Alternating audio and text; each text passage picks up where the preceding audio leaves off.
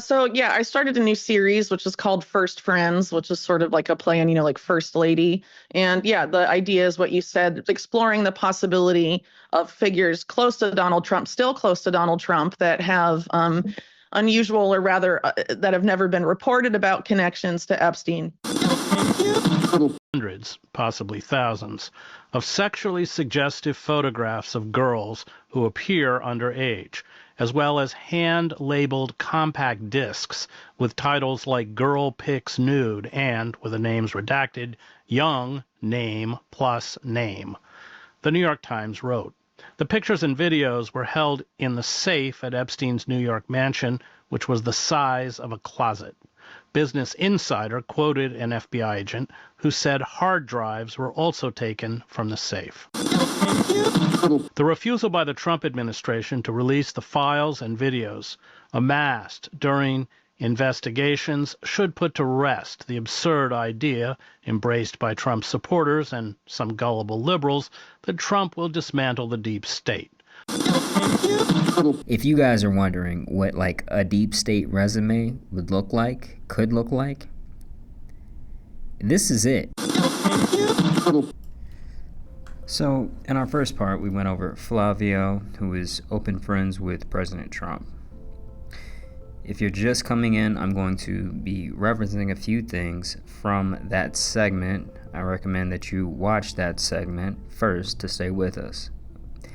Throughout this whole thing, it's important for us to recognize that the Epstein files, this isn't going to be a simple locker filled with information and evidence that takes down the elites who are very much depraved. Apparently, much of the evidence mysteriously disappeared in the middle of the night between evidence collection. The pictures and videos were held in the safe at Epstein's New York mansion, which was the size of a closet. Business Insider quoted an FBI agent who said hard drives were also taken from the safe. I guess you really have to watch those inanimate objects. I mean, they can just get up and walk away, apparently. But unfortunately, we may have to become less reliant on agencies that receive our tax dollars and really be prepared to piece together evidence ourselves. And before we start, I want to tell you guys, I'm thinking about teaming up with some nerds and just creating a social media network for connecting regular people, aspiring journalists, and established and respected outlets. I want to create a pipeline of people who are interested in finding and really uncovering information without the gatekeepers who honestly have no intellectual or experiential authority.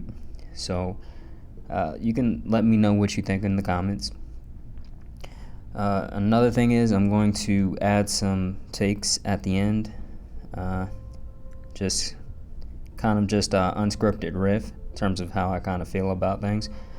And also, in case you want a review of this video and you don't have time, I just want to say you can always just remember that everyone is a pet. I want you guys to look next to you, that person, your friends, your politicians. Well, you get it. I don't want to go too far. If you really hate me and my voice, you can send me hate mail or just skip the video entirely and open unlimited hangouts where the article, where Whitney Webb's article and Mark Goodwin's article is. For the rest of you, I hope you sincerely enjoy. In the first segment, we follow what appears to be Flavio's ascent into possibly being another manager like Epstein. So Flavio is closely related to Donald Trump in terms of not familial, but in terms of actually friendship. The relationship is out in the open, and it's very much something to look at in terms of really raise your eyebrows about. But we also talked about his rise in terms of Flavio from Uncle D's shop, where he very likely made Grandpa Sid's connections. And these are made up names, by the way. These aren't real names that they go by. So, like I said, watch the video. Also, in terms of for this particular video, Paolo Zapolli is our main character for this part. Now, Paolo knows Flavio, but apparently he has traversed the swamp in a completely different way. This particular figure gives more of a global perspective on the potential network at play. Paolo was really born into wealth, and Whitney gives some eye-opening insights into his very odd career trajectory and shady connections. Like many of Epstein's connections, it hasn't been investigated by formal authorities. Flavio, like I said before, is open friends with our dear president and is circled along with Trump in the diary, actually. And it appears to me that Paolo could be more of the Sith Lord type that is embedded into this world of politics and globalist than Flavio. Now, in the first segment, I tried to keep the focus on the connection between Flavio's lifestyle to help viewers really maintain focus between figures like Trump and Epstein.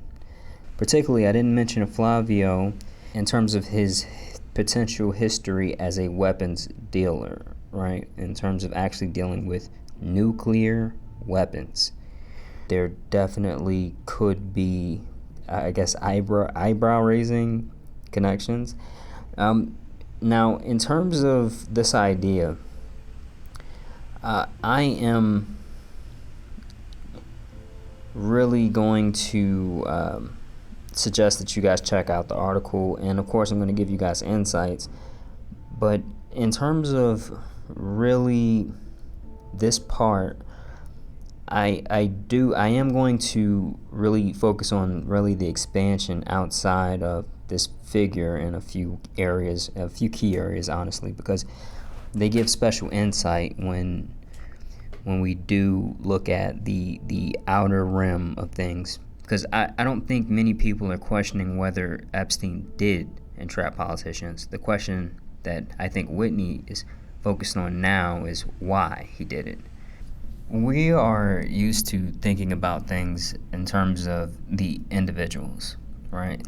And this is important, especially for those who want to dig into Whitney's work, okay? In terms of the actual, the way in which we really digest information, I think could have been really polluted by the idea of how Epstein really hasn't been significantly investigated, right? Or the connections haven't been significantly investigated because, like I said, Whitney's past the point of whether there were politicians that were likely entrapped. She's more so interested in thinking about what are the networks and uncovering the particular networks of this particular figure in general. And that's not going to be simply looking at everything Epstein, right? That's going to be looking at why, in general, Epstein was interested and what were their particular goals and what could they be. That is going to really help get you through in terms of really understanding, I think, a lot of what I've noticed is I've kind of had to come to an understanding of why Whitney mentioned certain things, and what appeared to me before really coming into this conclusion was just it just seemed like a side quest in general and veering off. But that right there, that idea, that comes from really just the lack of really being just investigating the actual what was behind Epstein, because you really get a sense of the idea here in terms of what was going on. This idea of this idea reminds me of I was reading about Bass Reeves, and for those that don't know, he's a famous black lawman back in the day, like right after the Civil War, and he was saying that the Native Americans told him how to hunt. The Native American, they literally told him, when you hunt a particular animal, don't picture the animal as the destination. Picture yourself on a destination with the animal. And that perspective shift is really going to help here, because I want you guys to understand that many people, we may go home with an understanding of, okay, this was Epstein affiliated individuals, right?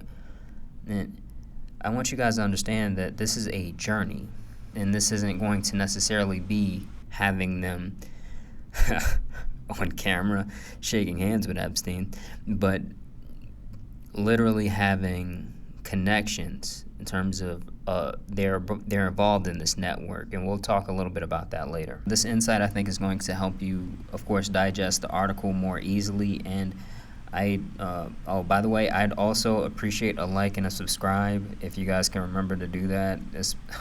I'm gonna try not to get carried away and try to remember at the end to remind you guys again. But Paolo, right? This is our this is our main character for this part, right? This guy is who Trump is claiming introduced him to Melania. I do want to say that this is really in alternative to what has been introduced by Michael Wolff, the biographer Michael Wolff, who claimed that Epstein himself said to him that he introduced Melania to Trump. And also in that apparently, which has come out, Michael Wolff also said that Epstein claimed to have slept with Melania a year before introducing Melania to Trump, which is interesting. And well, that's probably not going to take up too much time today, but that is just so you guys know. I want you guys to understand that this guy, Paolo, is Trump's admin as a special envoy for global partnership. Okay. This story, this evidence board, this guy in the office, and this is interesting because if you really look at Trump's diplomatic record thus far, I mean, many of you may be wondering if some kind of special envoy for global partnership is even a real thing. But, I mean, it is. It is a thing. And I'll say, Paolo actually seems, when you look at the entire administration, I think Paolo actually seems like somewhat qualified, given just looking at just the raw amount of time that Paolo spent in the United Nations, right? And that is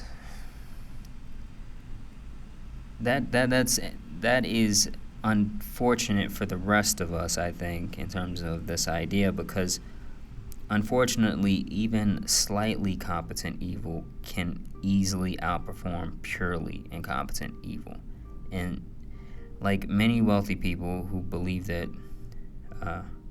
their wealth is a symptom of their genius, I think Paolo is disillusioned, or can be disillusioned, about his level of intelligence or ability. He does, honestly, when it comes down to looking at Paolo's story, you guys may pretty much agree that he seems wholly unqualified in terms of actually doing anything regarding a global partnership or being in charge of global partnerships for the United States. But he does have a position of authority in this administration. Now, I personally think that he'd be more suited to flip burgers at McDonald's, but he does have experience in working the system. We'll talk more about what's happened in the UN, but first we want to start with the beginning. Paolo was born in Italy, just like Flavio, and the idea here is that he was born into a rich family, and this is where our kind of story begins in terms of him wanting to expand. And he expanded by selling off a family business, a profitable family business, and he sold this particular business to a guest, a old friend of ours, a friend of the show, if you will, right? And this friend is PDF Pauly, okay?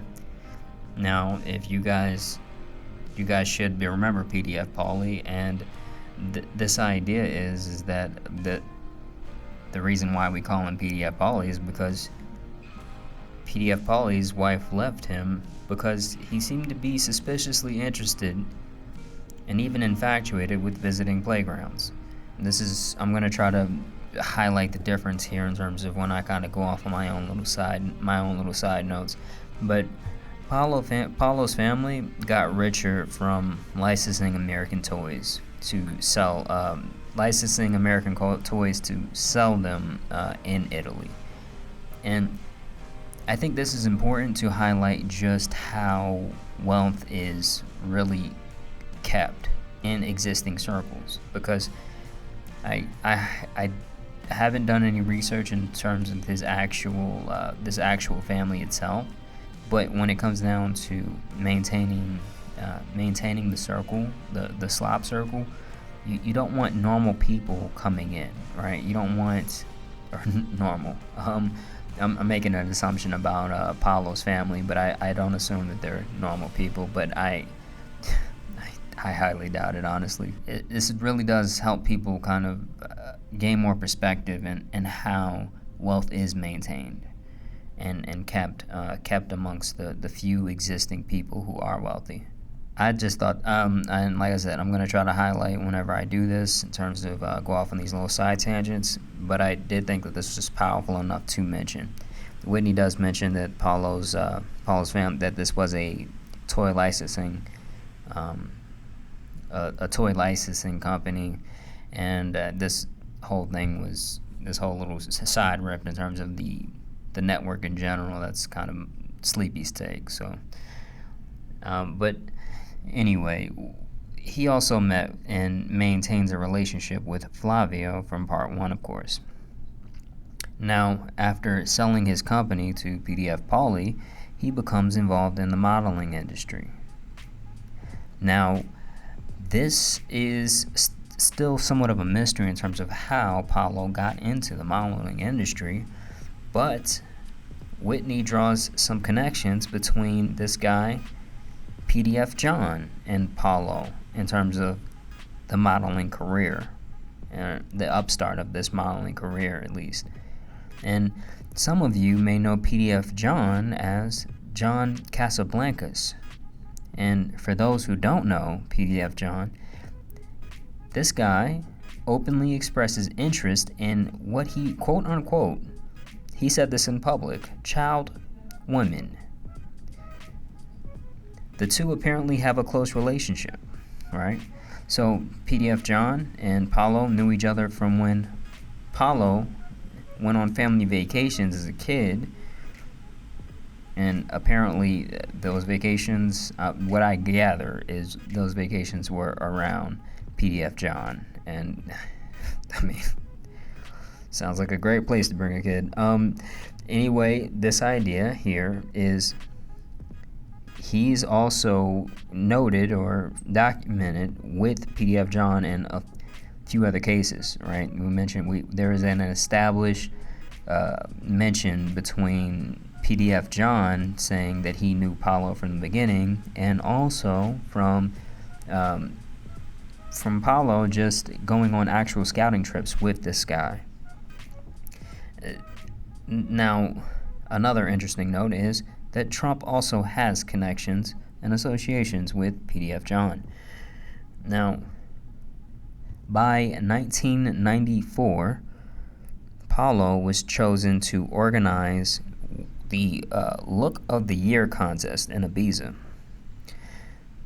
This is an important event because it does give perspective in terms of this particular figure's modeling, his rise and the network that he's accumulated in modeling, right? Paolo was chosen, and he at least expressed the reasoning behind his choosing was his connections to Italian TV and Club Med. Now,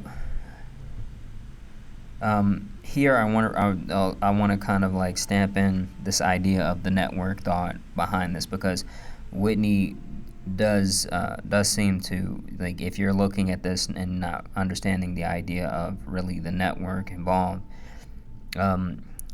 places are imprinted with a we'll call it a certain culture, a certain culture of things, right? And this idea of Club Med is apparently a chain of clubs that has a pretty shady history.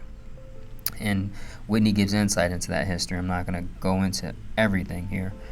This idea comes up even more when you start digging into particularly this article, but also some of the other I've noticed while reading the actual book, One Nation Under Blackmail as well. But there's a bank, BCCI. Whitney mentions this bank a lot, and it's interesting because you kind of, at first, like I said, I didn't understand the reasoning behind mentioning so much about the bank in terms of what seems like side quest, right? When it seems like what's connected to this bank, I'm like, okay, well, there's a lot of criminals, but I don't get it. But you start to really get a understanding of why that's important in terms of the idea of the culture of that particular bank. It's important to note that for a few reasons. There's also I forget the whistleblower's account, but there was a Swiss bank where this guy Braden something, I forgot his name, but he was a whistleblower, and he blew the whistle on really rich people hiding their money in Swiss banks. And this was literally, at least at the time of him writing the book, it was the biggest whistleblower case in terms of the money that was being hidden by rich people. And that bank had a culture, right? It was literally just a whole bunch of people who wanted to hide their money. And that idea kind of reminds me of just what's happening there, because once you look in the BCCI, or that comes up again, that is going to be necessarily, for me at least, it's going to be another mark that this person could be involved in some shady dealings. And that book, I'll try to put some kind of reference on the screen for it, or on the video for it. But that book was very interesting in terms of how the Swiss bank tried to throw just low-level employees under the bus for their management team, and it's so crazy. Or not even low-level employees, just mid-level employees. They didn't even it was pretty crazy. But in general, just understand that.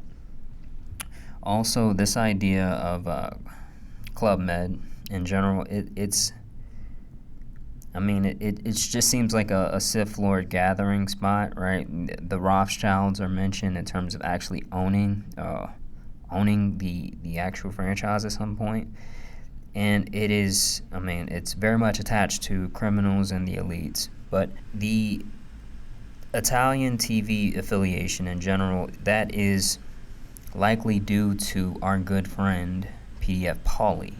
And that affiliation, this is a marker that affiliation was likely active and actively continuing, right? So that's just something to kind of keep in the background noise for now. The elite modeling manager that we talked about for this particular event, that is someone who was charged credibly by a few people for essentially just different types of assault and trafficking.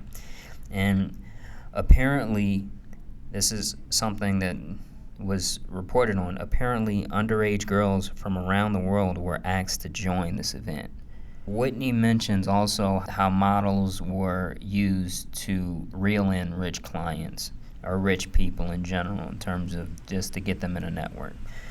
So she doesn't mention any type of underage activity here in terms of what's happening, but it is interesting, or it's going to be noteworthy in a minute. Now, this guy, he later goes on to New York, right? And here he meets up with Trump, which the actual connection itself in terms of how it was made, it was likely through PDF John, right? The guy who likes child women. It was likely through PDF John, and also there's a mention of where they meet up in terms of there's a bar where they meet up, and this bar is interesting because it's a bar that is associated with our Epstein Black Book. Also, he meets and marries this a 19-year-old, and he could have known this particular girl when she was underage. And also, this girl was listed on Epstein's flight log before she was of age. Now, I'm not mentioning a ton here, right? But I want to really make sure that you guys understand that this is... Whitney goes into real detail about really just how how deep in the swamp that this guy was in terms of the modeling lifestyle. There's things like Harvey Weinstein makes a special appearance, and the accusations towards the people around him also come up a lot. This is something to where I just wanted to really lay the groundwork in terms of what's really happening here, and lay the groundwork just to kind of help you guys come to the importance of this particular investigation and what's happening here. And this is also, there's a special note to where Melania has she's mentioned in the actual Black Book, but under Trump's name, with Melania's personal email address. I thought it was crazy. There's actually like a personal email in the yep. I think Whitney's petty for putting that email in there, but that's funny regardless. But in any case, the idea here of just to recap, this guy's associated with he's associated with our guy, who is this, John Casablancas, or PDF John. He's associated with a manager who has been accused of some assault and trafficking. He's also been just associated with just the criminal world and the elites that are involved with Club Med, and he's also has an association with Italian politics and media, that world in general. I think the idea here is that he's questionable in his ethics, mainly through association at this point, right? Definitely weird things with the wife, but not necessarily criminal, right? But we can start to really understand that, or really start to kind of question whether he is at least okay with PDF activity, given who he's around and the culture that he's around. He has access and is familiar on how to leverage models when it comes to power. Okay? Now, he starts working for Trump, and since he's in the administration, I'm kind of skipping on the cozy details regarding how Whitney describes him and Trump, but it does get pretty cozy between those two in terms of actually like the affiliation there. It gets pretty deep, and he starts a real estate agency on his own, and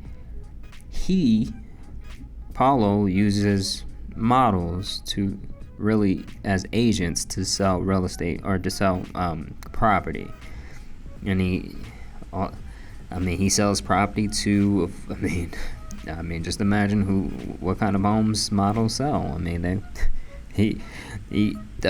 just those particular people, but also in particular, Whitney mentions that he's developed some relationships through selling real estate with particularly Saudi royals. Much like Epstein, I don't think he's very competent or intelligent. He just really, in Paolo's case, I think he seems like a rich kid who is honestly picked and is able to woo people through to his connections and really his network in general. Okay, now, but this guy with this background finds himself in the UN, the United Nations. Particularly, he starts working for the intergovernmental organization between 2006 and 2007. On the website for this particular organization, the purpose was to, quote-unquote, foster the collaboration of governments, NGOs, IGOs, academia, and the private sector. Now,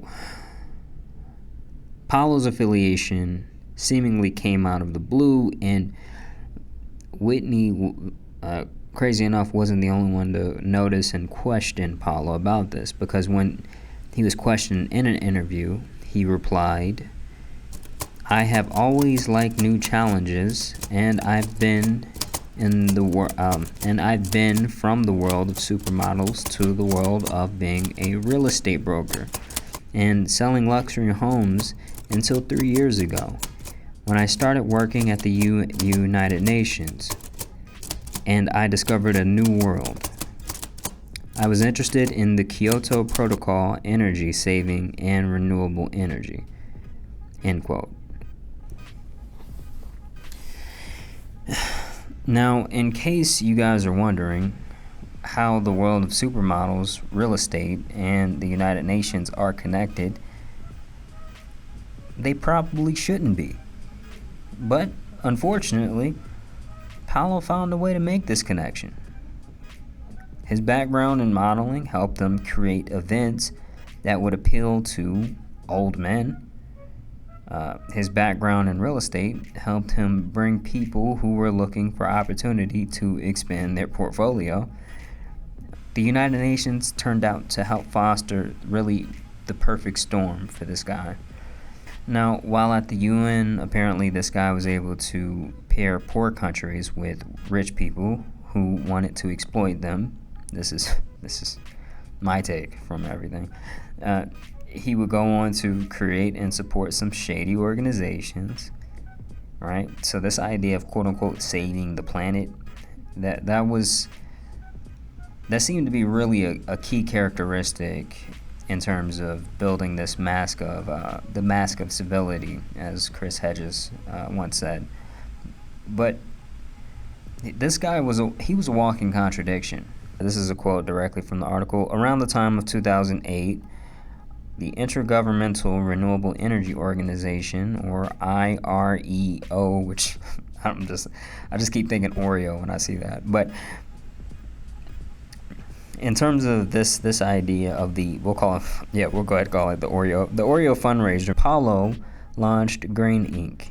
in order to quote-unquote build a greener world through alternative energy and solutions. The website also claimed that Green Inc. is a strategic partner of the United Nations Association in Brazil. Zapolli additionally acted as a special advisory to Brazil's UN organization, UNBRA. Now, for those who remember in the first episode, Brazil's got some pretty interesting connections with this whole Epsteinish world. I believe this was a stated place by Epstein where he would recruit models, and Naomi Campbell was someone who recruited teenage models. I'll find out exactly how old. I believe it might be 13. As young as 13, she was recruiting models. not explicitly for Epstein, but she was very much in the world, and there are some questions regarding that. Now, this is a continuation of the quote from the article in general.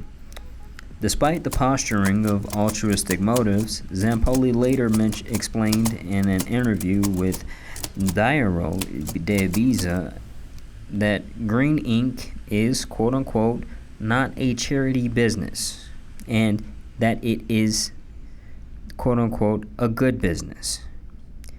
The same interview describes the company's customers as heads of states, governors, and mayors, and that green ink had entered, entered into an agreement with the multinational electronics conglomerate Philips to supply the company. In addition to the contradictory history and sustainable initiatives, at some point, Paolo was noted as being a delegation member of the Clinton. Okay, I want to put emphasis here. The Clinton Climate Change Initiative. I want to really take a moment to digest this idea because, like I said before, this is Trump's special envoy for global partnership. Whitney states like this idea in terms of in general, but I really want to emphasize here that this network. The refusal by the Trump administration to release the files and videos amassed during investigations should put to rest the absurd idea embraced by Trump's supporters and some gullible liberals that Trump will dismantle the deep state. Is bipartisan, right? And this is really exclusively my opinion, but you can let me know in the comments if you disagree. Just let me crash out for a little bit, because when we see Elon storm through the government to really put on a show, and while he's firing park rangers and FOIA office staff as if he's cutting out the safe part of the waste, fraud, and abuse, you need to realize that the deep state let that happen. And they maybe even gave the ketamine addict instructions on who to fire. Now, you guys need to understand, they could have stopped Trump with the same influence that they used to have him expand Palantir or bomb Iran. I personally feel like Trump is still in power because he's useful to the deep state. And I want to say this, given the amount of quote-unquote bombshell evidence that's coming out now, it seems that he may have outlived his usefulness. And particularly after passing the quote-unquote big, beautiful bill, where they just had, I couldn't imagine, just an informed MAGA person looking at that bill and thinking, well, this is our guy. That's crazy. That's crazy. But I think listeners need to be aware of something, because when it comes down to maintaining a civil society or a civil environment, you guys may need to start to think about what that may look like without reliance on a government to facilitate that. That concludes the sleepy crash out, but in terms of Whitney goes on to explain how Epstein had ties with the Clinton Foundation and how Paolo really has parallel initiatives to this Clinton Foundation as well. But there's more here, right? Because Whitney goes on to explain how really this guy could have been one of the figures who was able to duck some serious coverage when it came down to this Chinagate scandal. Okay, For those that don't know, this was back, I believe it was in the 90s, and this was a scandal. And if you look this up on Wikipedia, this will be a scandal that involves China trying to influence the DNC. But they don't go into the broader network. Really, it gives insight on politicians and the way they treat the rest of society as expendable. And we are expendable to them. And at the very least, we're just people that need to be that can be easily manipulated, or that need to be manipulated. This particular China gay story, it starts with a pay for citizenship scheme. While Paolo was in some high position and with the Dominica, Paolo was securing construction of luxury resorts in poor countries, while having foreigners who purchased property at this luxury resort, they were allowed to be given citizenship.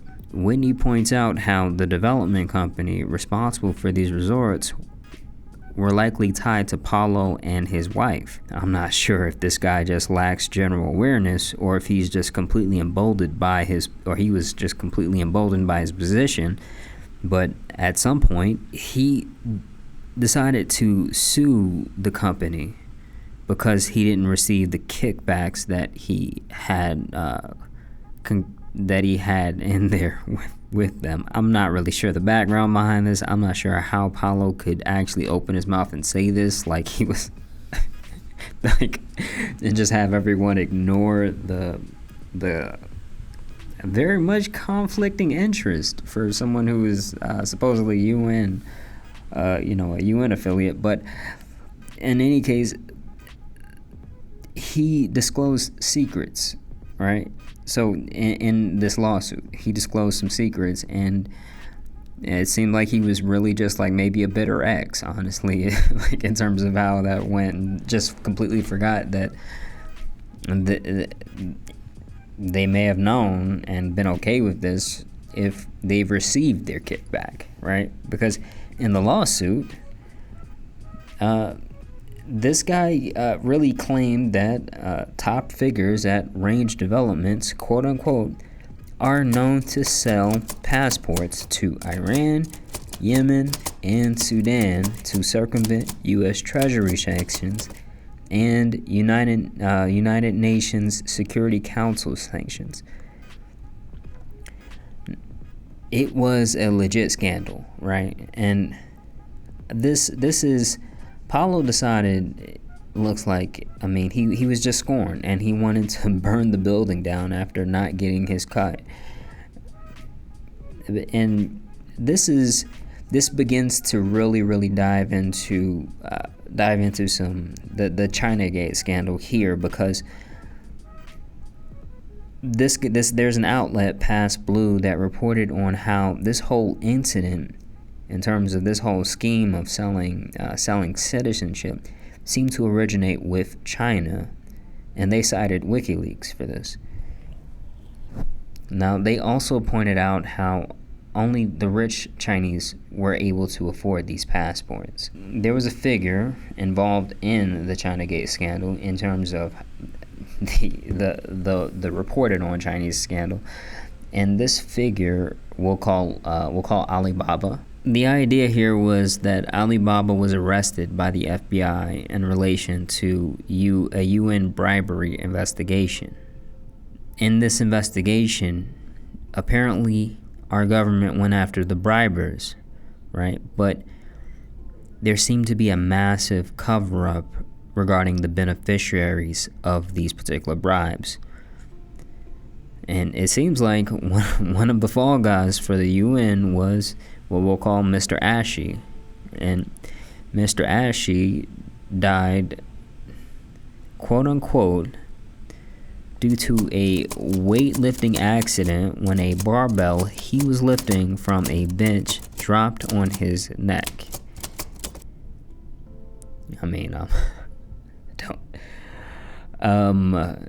Just dropped on his neck. Crazy how that works. But in general, what's interesting about Alibaba or another thing that's really interesting about Alibaba was that he was intimately involved with, well, who we'll call Malcolm in the Middle. And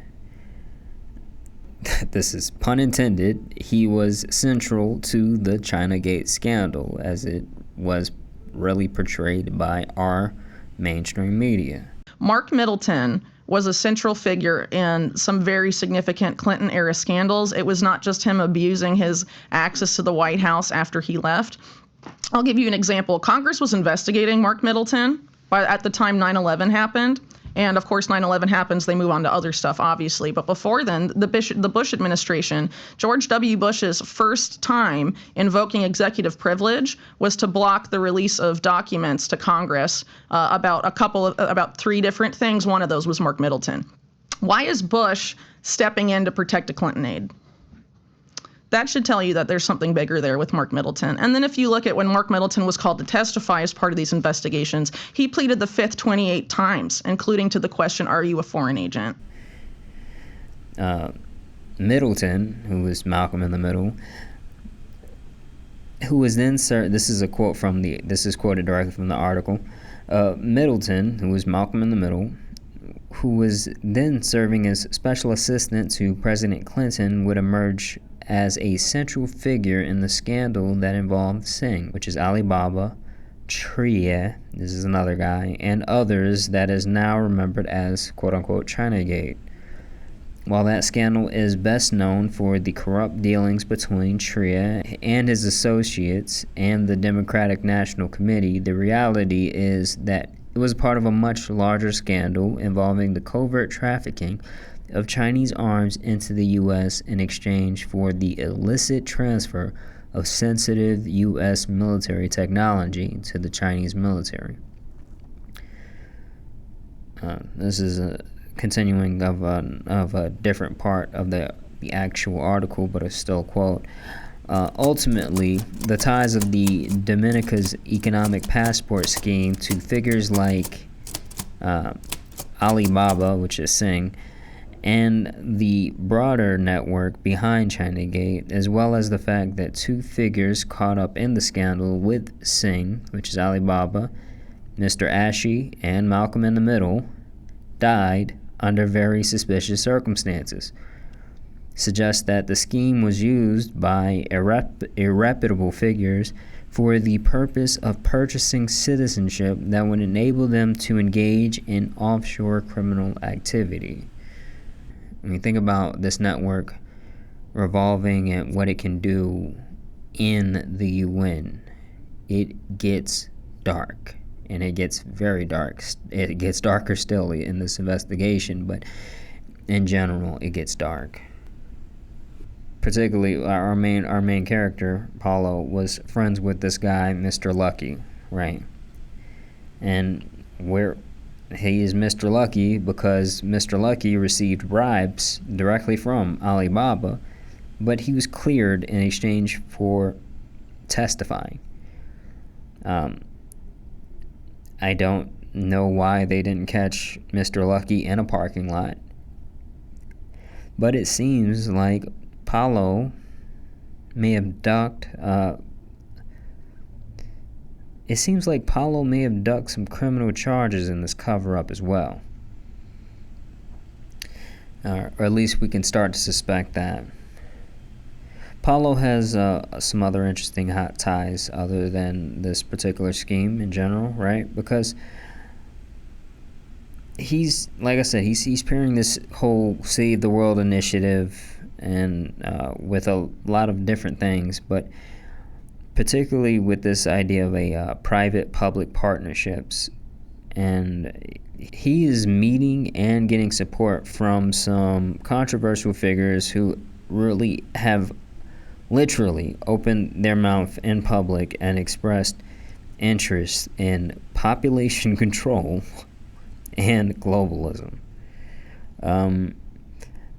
And there's a lot here, but Paolo is, I think, one of the points that I really want to portray here is that Paolo is able to really leverage this credibility that he has with the UN to create ties between private business and private entities and things that should not be owned by businesses or entities.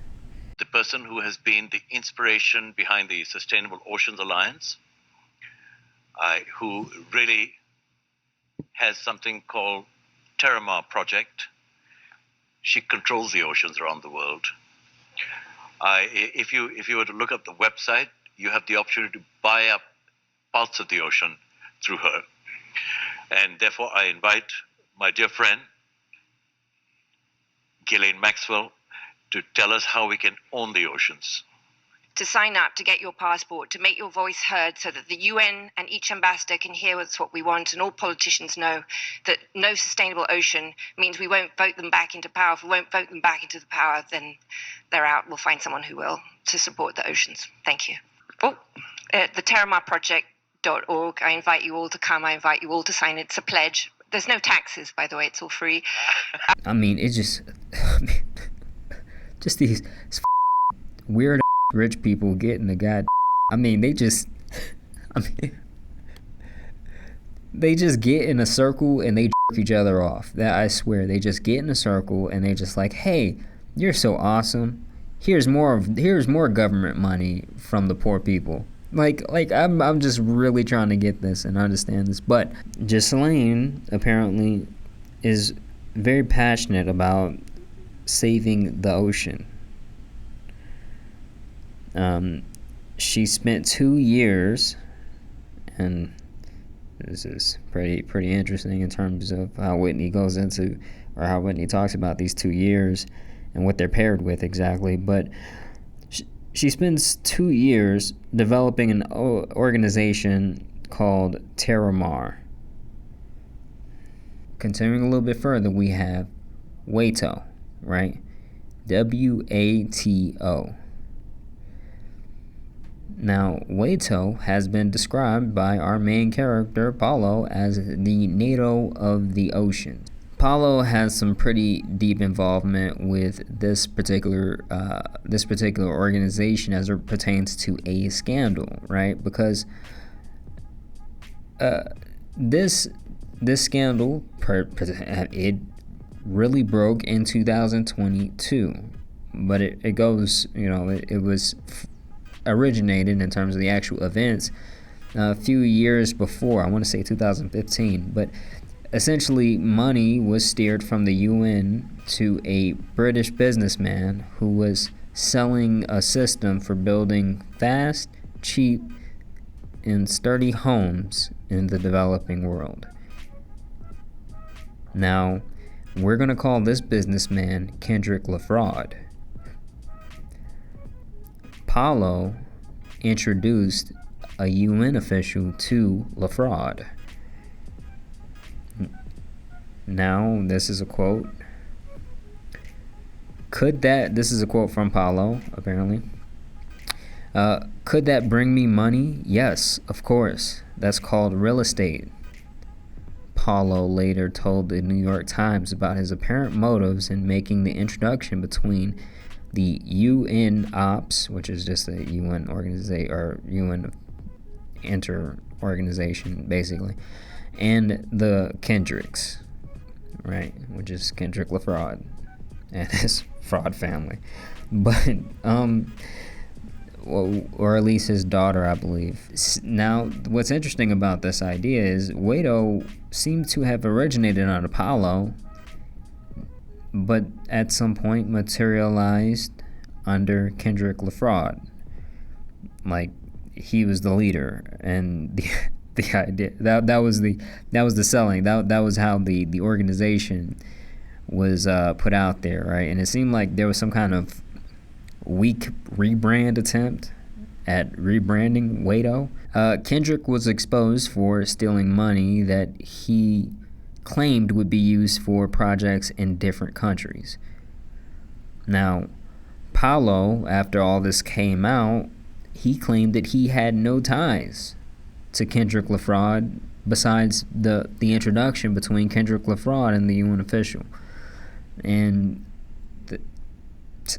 I guess that was just the end of the story. I don't even I don't even know if this guy's like really been like thoroughly looked at by anybody, honestly. This is crazy.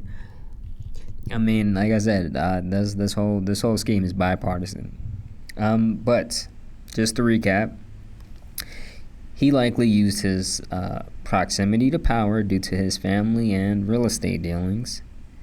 And he also used his modeling influence that was attained likely through the help and assistance and support of PDF John, or the guy who likes child women.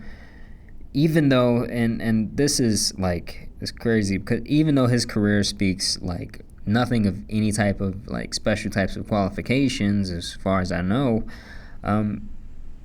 this very likely helped him transition to the UN, right? And this is, in terms of what's happened, what we're looking at here is the potential expansion, and I say potential for legal reasons, I suppose. I don't even... Can I give... All of this is just for entertainment purposes only, okay? That's it. That is the only reason why you guys are here, to be entertained. Are you not entertained? Like the video. Make sure you like the video. Make sure I say that. But this idea here is expanded networks of rich and influential people over countries they have no business expanding in. Organize and he would also organize and influence meetings between disreputable people and the UN. And he would create and support shady organizations who want to own the natural world, including Ghislaine Maxwell's Terra Mar project, where she's talking about how people can buy parts of the ocean through her. Jeez, these people are sick. He would also receive support from the Gates Foundation. Now, this is... I mean, if you guys are wondering what, like, a deep state resume would look like, could look like, this is it. We're going into Washington now, right? We're going into specifically Washington, because Paolo would become a counterterror expert. I don't know when he did this. I'm still not sure how he did this, but he became a counterterror expert, right? This is directly from the article. His forays into counterterror and defense tech may have been aided by the U.S. government. In 2019, Zapolli told Serbian media outlet Telegraph that, quote-unquote, I briefly met Serbian Interior Minister Stefanovic when he came to visit the CIA, the FBI, and the New York Police Department for counterterrorism, and I promised him that I would come and visit Serbia to have an official meeting on these topics. I mean, I'm just like thinking of like the United States sending a McDonald's employee to Serbia. This is crazy. But if anything, he would also go on, I'm not sure how and when. I need to emphasize, I don't know how and I don't know when this happened, but he would become an AI expert. He would create this organization called the World Artificial Intelligence Organization. And according to his websites, WAIO is dedicated to ensuring that AI is deployed for SDGs, which is Sustainable Development Goals, and their implementation. Now, I guess this idea of him being in the UN, I think is supposed to be like, he just took that a step too far in terms of thinking that he was qualified to do something with AI, in terms of involving the world in AI, because for those that are up to date, the idea of the data or the actual like centers for AI, well, I believe it's the data centers for AI, they're not environmentally friendly. They are definitely not environmentally friendly in terms of the way things operate as I know them. I'll post the article here, but it is, I mean, very clearly the conflict of interest. You don't want the way, like, you gotta have some very competent and intelligent people to tell us how to use AI to help the environment. And I mean, that doesn't appear to be Paolo, but he thinks so. He thinks so, or at least he's trying to convince us that he is. And another very interesting thing is that he became close friends with Jeffrey Epstein's former crypto guru, and I'm gonna call this guy Weirdo Crypto Pierce. Okay? Now, why do I call him Weirdo Crypto Pierce? Because he was involved and tied to Epstein behavior in more than just financial ways. He became involved in creating and facilitating games for kids.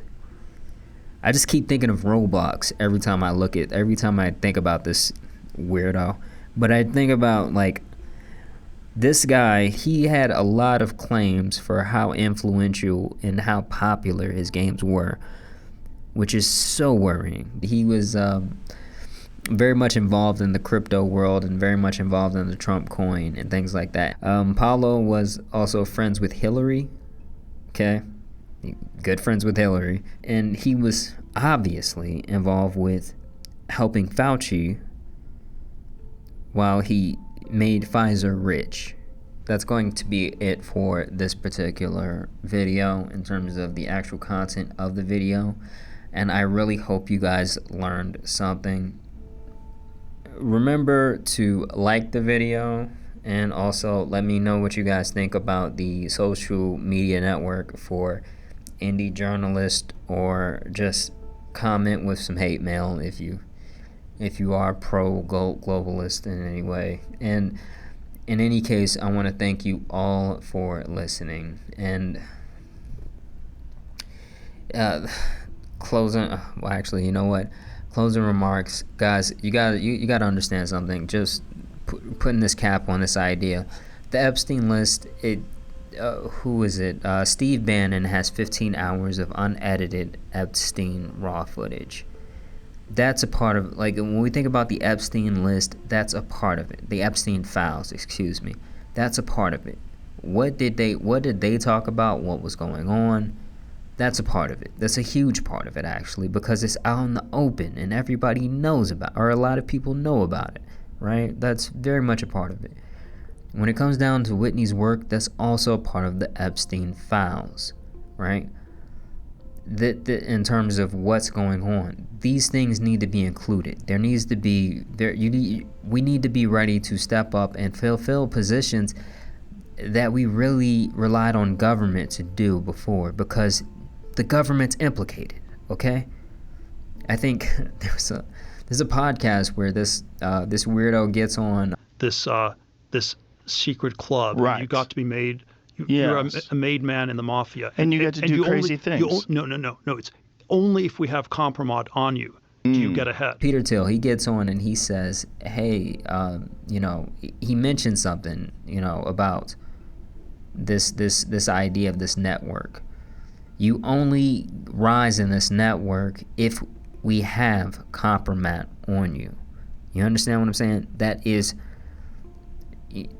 these people, what they go about, the lives that they go about, where they're at in their particular journey. You need to get on the journey with them to understand what's happening, right? We need to start to develop what's happening, because these people, they will sell you out. And when it comes down to this idea of this administration, this is deep state sanctioned. This is sleepy steak, but this is deep state sanctioned to me. Like, all of this right here is engineered. But not only is it deep state sanctioned, it's deep state sanctioned with this idea that more action and more you know, for the Republicans who aren't really informed, they're going to be like, oh, the liberals are mad. Good things must be happening. And they don't realize that it's not. It's not good things happening. This guy will be putting you in 15-minute cities like everybody else. Like, this is not like, he will literally do any and everything as long as they don't release those whatever videos that he's got out there of him doing whatever, God knows what. All right, just make sure that you understand that, okay? And also, I mean, just like I said, like the video, comment, and guys, I hope you have a good day. Thanks. So yeah, I started a new series which is called First Friends, which is sort of like a play on, you know, like First Lady. And yeah, the idea is what you said, exploring the possibility of figures close to Donald Trump, still close to Donald Trump, that have unusual, or rather that have never been reported about, connections to Epstein. Hundreds, possibly thousands, of sexually suggestive photographs of girls who appear underage, as well as hand-labeled compact discs with titles like Girl Pics Nude and, with the names redacted, Young Name plus Name. The New York Times wrote, the pictures and videos were held in the safe at Epstein's New York mansion, which was the size of a closet. Business Insider quoted an FBI agent who said hard drives were also taken from the safe. The refusal by the Trump administration to release the files and videos amassed during investigations should put to rest the absurd idea, embraced by Trump's supporters and some gullible liberals, that Trump will dismantle the deep state. I mean, it's just these weird rich people getting the god. I mean, they just get in a circle and they jerk each other off. That, I swear, they just get in a circle and they just like, hey, you're so awesome. Here's more government money from the poor people. Like I'm just really trying to get this and understand this, but